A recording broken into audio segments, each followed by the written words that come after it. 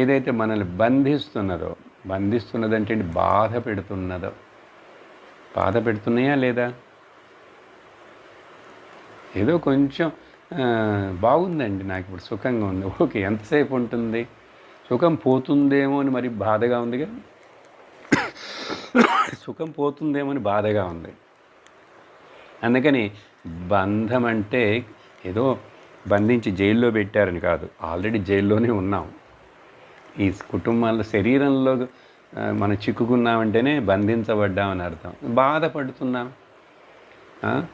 ముసలితనం వస్తుంది, వ్యాధి వస్తుంది, మరణం వస్తుందనే భయం, బాధ ఉంది కదా. ఈ దీంట్లో నుంచి విడుదలైపోయాడు అంటే ఏంటండి? విడుదలైపోయాడు. ఇతనికి ఇప్పుడు ముసలితనం రాదా, వ్యాధి రాదా, చనిపోడా? పోతాడు. ముసలితనం వస్తుంది, వ్యాధి వస్తుంది, జ్ఞానికి కూడా రావచ్చు. అది